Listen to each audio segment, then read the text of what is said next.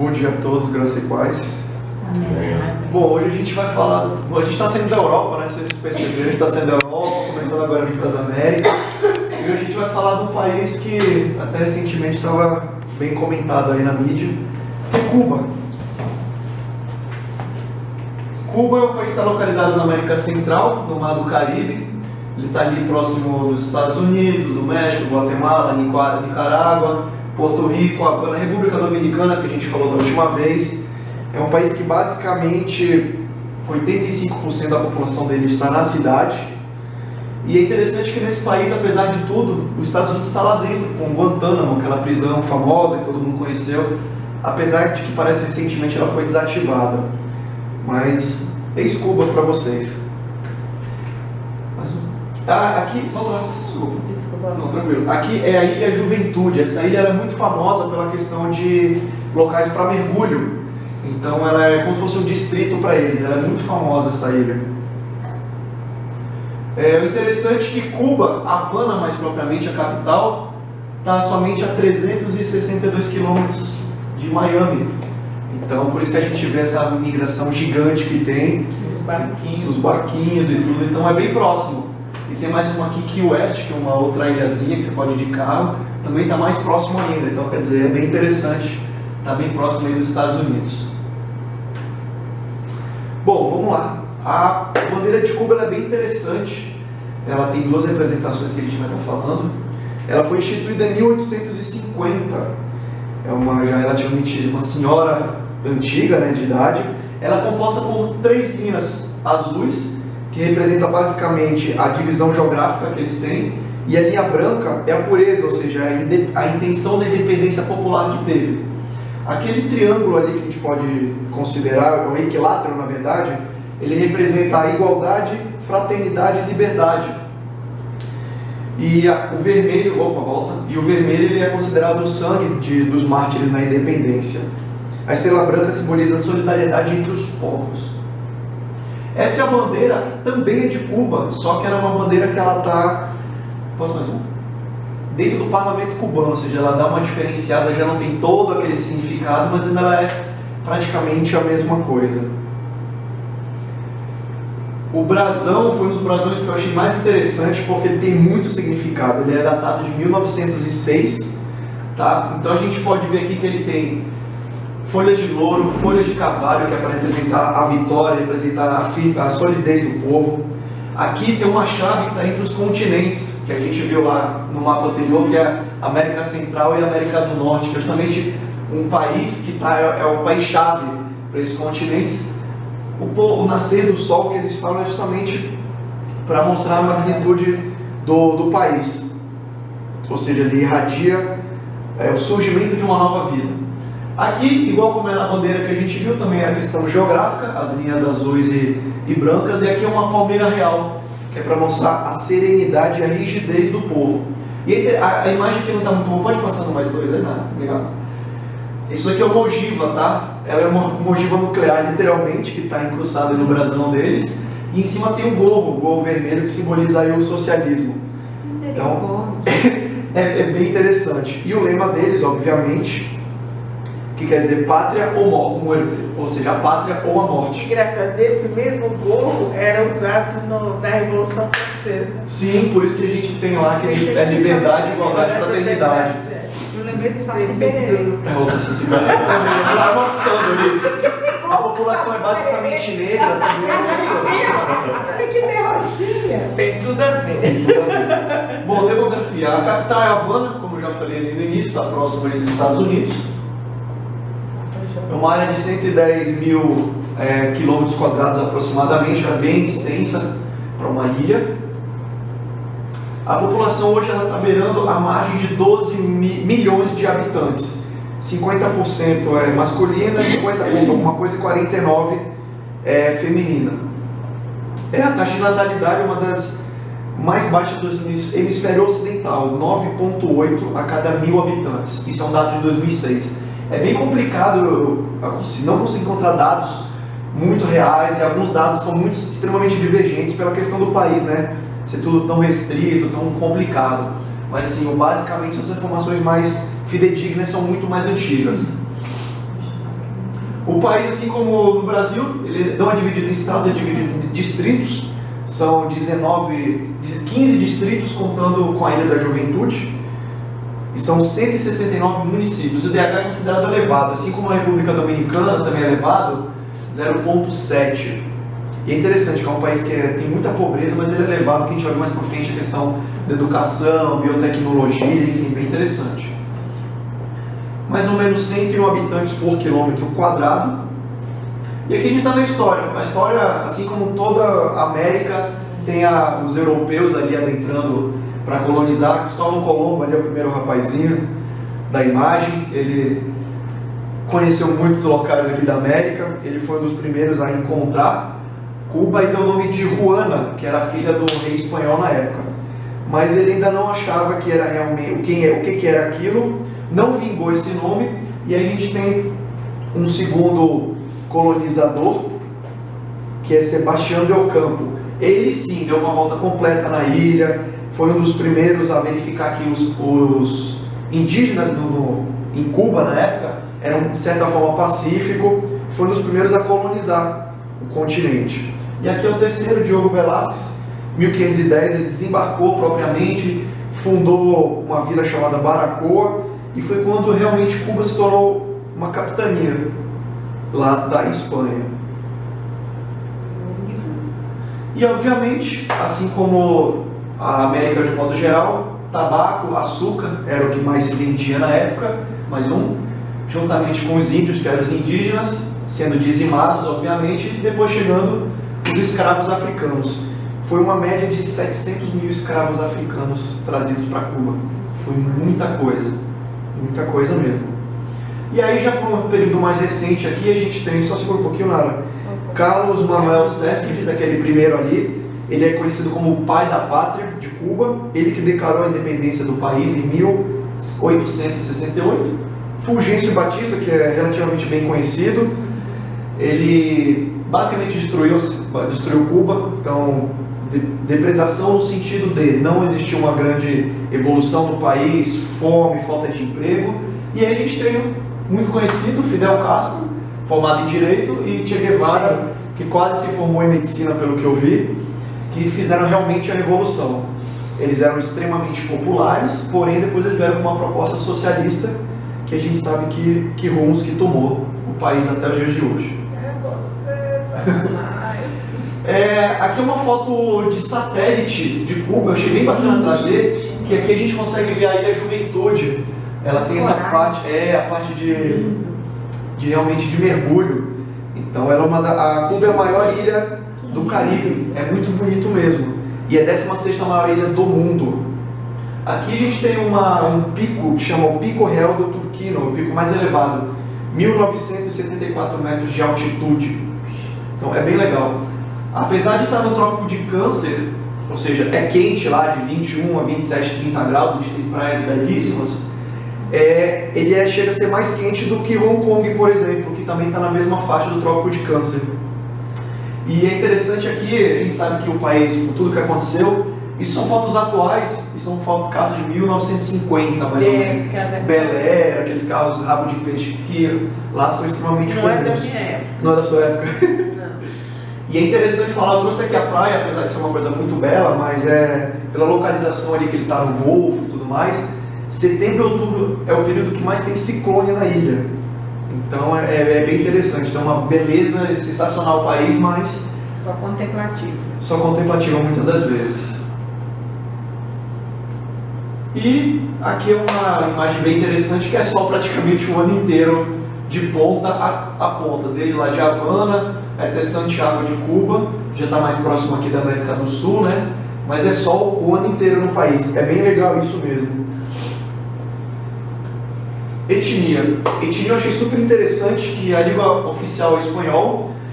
Então assim, o povo de Cuba se diz branco, se diz europeu. Alguns estudos dizem que eles são negros, são mulatos. Outros estudos dizem que eles são índios. Resumidamente, não tem nada real, concreto para identificar o que eles são propriamente.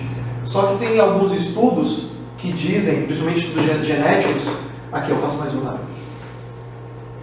que eles são 72%, o DNA deles é de europeus, 20% de africanos e somente 8% de indígenas, pela devastação que teve no início da colonização. Então, basicamente, apesar de terem muitas características negras e mulatas, eles têm um DNA europeu, a maioria. Movimento para branquear, o que é isso daí? No século XIX, quando começou a ser ilegal o tráfico negreiro, os europeus trouxeram chineses para o país, para branquear e também para servirem de escravos. Na verdade, amarelar. Mas eles trouxeram com a tentativa de branquear, por isso que está até entre aspas. Vejo tudo. Foi basicamente asiáticos de Bengala, que é o sul da China. Foram algo em torno de 125 mil chineses. que Eles são um pouco besta. Então é bem louco isso daí escravo. no final de tudo. E eles, como eu falei, eles não sabem exatamente como eles são, mas por estudo genético são basicamente europeus.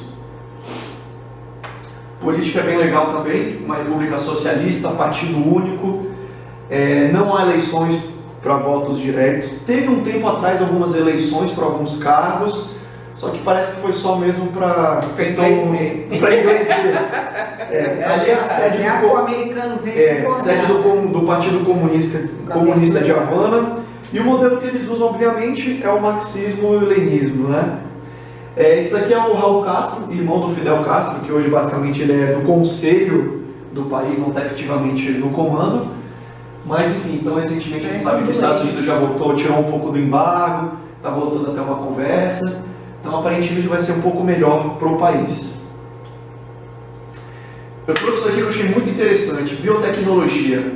Cuba é extremamente avançada em muitos pontos, apesar de ser um país muito pobre também. Em 2011 ela desenvolveu a primeira vacina, que é a Simavax EGE, que é essa vacina aqui, ela é para câncer do pulmão. Então ela é vendida em basicamente 30 países do mundo. A medicina em Cuba é extremamente desenvolvida. Assim como uma vacina para hepatite B. Resumindo, tudo que eles fazem de biotecnologia na saúde chega a dar de lucro para eles algo em torno de 400 milhões de dólares. E é interessante que por causa do embargo, a irmã da minha cunhada teve câncer e foi a Cuba comprar, e ela tinha que ir lá tomar e trazer dentro da mala, correndo o risco de ser pego, porque eles não permitem. Inclusive eles dizem que tem muita coisa que está ainda em experimento, eles continuam desenvolvendo. E ela viveu assim um pouco mais do que o normal, de 5 a 10 anos a mais do que o normal, que era um câncer muito agressivo, e ela ia lá, tomava o remédio e trazia uma quantidade todo ano. E é interessante que a biotecnologia gera mais receita do que até o açúcar propriamente, que eles ainda trabalham com isso. Hoje eles têm em média 600 patentes para novas drogas, que incluem vacinas, equipamento médico com software, e inclusive chega a ser mais evoluído que alguns países asiáticos nessa questão de biotecnologia. Então é extremamente interessante. Ela não foi fazer o tratamento lá só porque é socialista, não é? Porque é o melhor lugar, é o melhor dos melhores do mundo. Educação. Educação é bem interessante. Esse quadro aqui eu achei sensacional. Apesar de ser um dado de 2014, a gente consegue ver que é quase 60% do orçamento investido em educação e saúde, enquanto no Brasil é em torno de 12%. Oh, glória! Então assim, uma diferença absurda. Em 1961, o país fez uma campanha para alfabetizar toda a população. Ou seja, praticamente radicou. 99% da população tem ensino, sabe ler, sabe escrever. E segundo a CIA, Central de Inteligência Americana, pessoas acima de 15 anos em Cuba, todas sabem ler e escrever. E é assim. E é assim, eles são dados da CIA aqui. Então quer dizer que é muito mais. E quando eles falam saber ler e escrever, não é só o básico, mas escrever o nome, na capacidade de interpretação. Então é bem interessante isso. Então assim, a educação deles é boa. A gente sabe que por ser um país latino-americano, talvez não seja aquela coisa que a gente vê da Europa, mas é bom ainda, comparado com o Brasil, pela questão de investimento. Então é bem interessante isso. Saúde, a gente ainda volta um pouquinho da biotecnologia, mas aqui, ó, isso é legal, dado de 2013. Em relação à mortalidade infantil, para cada 1000 nascidos, no Brasil são 16. Em Cuba é 4,8, então quer dizer, morrem pouquíssimas crianças. E expectativa de vida, 2013 ainda, Cuba 78,5 anos, Estados Unidos a mesma coisa, Brasil 74. E sabe que já aumentou um pouco isso, mas Cuba ainda está na frente do Brasil se a gente comparar. Suíça 81. 81,8. Minha mãe é suíça. É o país do Murray. Tá com 86. É interessante falar que, por causa disso, a OMS certificou Cuba como um país que conseguiu impedir, passa mais um, impedir que o HIV fosse transmitido e a sífilis de mãe para o seu bebê. Então a OMS certificou isso. Então assim, o quanto a saúde é desenvolvida naquele país é bem interessante mesmo, bem desenvolvido. Religião também achei bem legal, que tem os dados, eu falei, gente, eu não acredito, é um país extremamente... É um país latino, com descendência católica, etc., mas tem umas coisas bem interessantes. 40% da população se diz católica, porém esse catolicismo ele interage com a santeria, com ritos do mundo africano. Igual no Brasil. Igual no Brasil. Secretismo terrível. O protestantismo é algo em torno de 2,7%. Esse sem filiação aqui engloba ateu, engloba a gente que faz de tudo um pouco. Então é muito louco isso, está 56%. Outras entram com 0,2%, evangélicos. Esses evangélicos é basicamente o mundo pentecostal, tá? E ali 0,5% são judeus, muçulmanos e fé baiá. Esse fé baiá eu vou falar mais pra frente o que é. Bahá, né? Bahá, a gente tem mais um, pode passar mais um lá. Então aqui a padroeira de Cuba é Virgem de la Caridad del Cobre, ou seja, Virgem do Cobre é a padroeira, só que ao mesmo tempo a gente tem aqui a foto da santeria, né, que mescla com questões africanas, etc. E essa Nossa Senhora deles, passa mais um, no candomblé que eles também profetizam, a santeria, é Oxum. Isso daqui é interessante, isso daqui é um selo postal que eles criaram para homenagear. E mais um, como a gente falou, Ferbaiá, que também é bem difundido ali no país, é pela paz e unidade do mundo. Ferbaiá.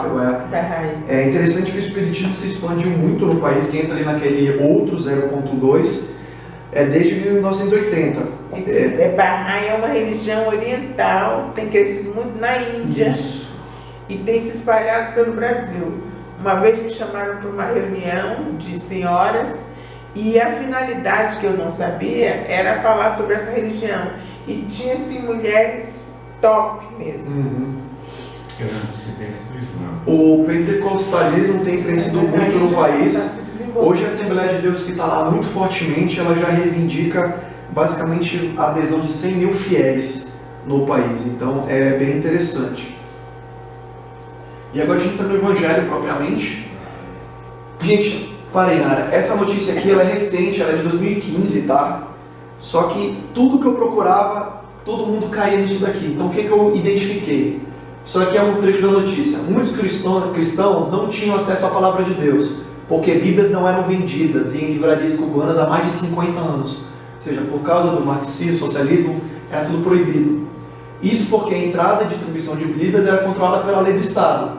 No último mês, ou seja, em dezembro de 2014, a lei que proibia a distribuição foi temporariamente encerrada. Então, com isso, gerou mais ou menos 83 mil Bíblias sendo colocadas dentro do país. Então, assim, basicamente, todas as notícias que eu li sobre Portas Abertas, é muito interessante o quanto eles são carentes com sede da palavra. A gente é livre, tudo aqui, e muitas vezes a gente não dá nenhuma importância.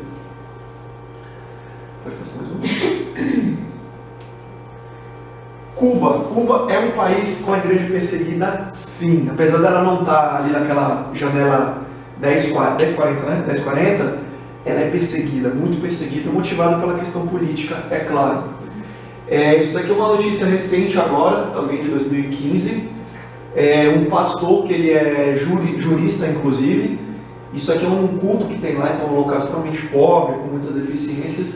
Mas ele fala como é que é você pregar o evangelho, você ser perseguido. A gente vai ver tem destruição de templo, destruição de igreja, pastores sendo presos, sendo mandados embora, pessoas sumindo, pessoas sendo mandadas para trabalho escravo. Então, quer dizer, é um país, sim, extremamente perseguido. Só que está tendo um mover muito grande, que a gente vê como essa questão da lei que foi proibida, foi suspensa. A gente vê a questão de muitas pessoas se convertendo. Então assim, é o mover de Deus onde realmente há necessidade, como no mundo inteiro. Cuba se abre para o Evangelho e aumenta o número de igrejas em cidade de Bíblia no país. Então isso também é 2015. Ele fala um pouco da mesma primeira notícia que a gente viu, mas aqui ele já traz uma situação diferente. Como resultado dessa mudança espiritual e cultural sem precedentes, a demanda por Bíblias ultrapassou a demanda por alimentos. Ou seja, a pessoa realmente buscando mais a palavra, comer a palavra mesmo que alimentos de tão necessário que é lá. E os cubanos não podem se dar ao luxo de importar Bíblias de alta qualidade, ou seja, as poucas que estavam chegando eram de uma qualidade ruim. E a gente vai ver mais pra frente, pode passar mais um, que o número de igrejas em 2015 atingiu marca de basicamente 1.000, enquanto cultos domésticos quase 8.000, ou seja, como eles são muito perseguidos, a forma deles evangelizarem principalmente é em culto doméstico. A gente volta lá para a igreja primitiva, que eram locais restritos com poucas pessoas, uns chegando em horários diferentes, enfim. Então, isso é um movimento que está acontecendo lá agora. Então é muito interessante, 8.000 cultos domésticos, igrejas domésticas, então é um mover de Deus de uma forma bem surpreendente. Engraçado, em todo o país perseguido, a evangelização é assim, essa característica, né? dentro dos lares, e cada um chega num horário diferente, muda cada semana numa casa diferente, porque se eles estourarem o local, eles matam, prendem e somem com as pessoas. Então a gente já tem que dar graças a Deus que pra gente aqui não... Isso daqui era um templo que foi destruído. Isso aí, logo em seguida, quando o templo foi destruído, os fiéis foram fazer o culto na frente da igreja para mostrar que eles não estavam intimidados. A igreja é a igreja do fogo e dinâmica. Eles estavam fazendo seu culto após o fogo. Colocaram abaixo o templo, que é considerado ilegal por eles. Esse pastor com a esposa deles foram presos. E a notícia diz que eles foram levados para a delegacia. Cerca dos 600 membros da igreja permaneceram em oração até que o casal pastoral fosse solto e retomaram a atividade mesmo sem o templo. E a notícia, lendo essas notícias, eles foram para frente da delegacia. Então 600 pessoas ficaram lá até que eles fossem soltos. Então assim, realmente é as pessoas com sede, realmente buscando a Deus, porque não é fácil. Às vezes a gente reclama que aqui não é fácil, não sei o que, mas gente, tem lugar que é 10 vezes pior, a gente tem que agradecer muito aqui. O pastor descreve a perseguição a cristãos em Cuba, que ela é diabólica. Ou seja, teve uma visita do Papa, que ele até fala aqui, que é como se fosse uma caça às bruxas. Está intensificado o ódio contra os evangélicos, contra quem prega o evangelho, e considera que seja realmente algo como se fosse uma seita, e não falando de Deus, falando de Jesus. Então, depois dessa visita do Papa, foi algo que potencializou enormemente. Então, realmente é mais ou menos mostrando que como se fosse uma santa inquisição. Eles usam até esse termo dentro da notícia. Rafael, dessas pesquisas, você chegou a ver se alguém diferenciava a perseguição a evangélicos da perseguição a católicos? Sim, pentecostais. Quando a gente fala católicos são mais tolerados. São mais tolerados. Até pela questão do país, então assim, praticamente quem vai na missa também faz a santeria e etc. Então realmente é o pentecostal que é muito mais, porque tem a questão como fosse a igreja do Estado, que a igreja controla um pouco isso daí. Então eles têm, como o pentecostal, igual como é na Alemanha, considerado seita. Então tem essa Agora, caça às porque bruxas. também depois da visita do Papa se intensificou esse ódio e perseguição? Porque na história desse país, de Cuba, quando entrou o comunismo, eles fizeram questão de frisar que religião é como um ópio do povo. Isso é todo comunista. Aí agora vem o Papa e ele é idolatrado. Então os comunistas perceberam que aquilo é como se eles estivessem anestesiados. Aí eles se levantaram contra essa idolatria. Tanto que em 1992 o Estado era considerado ateu. Então eles mudaram para Estado laico, só para ficar mais bonito. Mas é muito doido, né? Quando eu estava estudando um pouco sobre a idolatria, um professor estava comentando, e é verdade, como que tem também um motivo econômico. Tem uma grande indústria econômica movimentando a idolatria. Por exemplo, os irmãos K estabeleceram uma ideologia comunista que os favorece. E eles entram assim nas famílias, eles têm todo um controle econômico, político, social e ideológico sobre as pessoas. Um Jesus que fala que só existe um único Deus, que amar o próximo como a ti mesmo. Se você tem, divide. As pessoas que pregam a liberdade, liberdade espiritual, isso vai contra, o que eles falam. E atrapalha os negócios. Sim, com certeza. Eles pegam o controle econômico. Passa mais um. Perseguição aos cristãos em Cuba está aumentando. Isso é recente, 9 de fevereiro de 2016. Então, é mais uma vez para ratificar o que a gente está falando aqui. É um local perseguido, sim. É um local que Deus está movendo, está acontecendo muita coisa. Mas quem dispõe para ir para lá tem que estar preparado, porque não é fácil. É igual a igreja primitiva, em que você fala do evangelho de uma forma bem mais sucinta, não tão aberta, mas você fala e o Espírito Santo faz a obra. Então, vamos orar. Senhor Deus, obrigado, Pai, por mais esse dia. Obrigado que o Senhor nos mostra que o Brasil ainda é um local que nós podemos fazer muita coisa. Apesar de muitas das vezes nós não queremos, não estarmos disponíveis, enquanto muitos lá que estão precisando, estão querendo, não podem, Pai, ou se eles fizerem vão perder a vida. Mas, Pai, capacita quem está lá em missões, seja nesse país, em outros países do mundo, capacita eles, Pai, que eles possam realmente estar revestidos com a Tua armadura de fé, Jesus, ó Pai. Senhor, e toma conta de nós também, que nós possamos ser testemunhas vivas, que nós possamos realmente fazer o Teu Evangelho, ser discípulo para fazer discípulos, Pai, como foi pregado mais no início da manhã. Senhor, e ajuda-nos, Pai, verdadeiramente a levar o Teu Evangelho. E te louvo e te agradeço em nome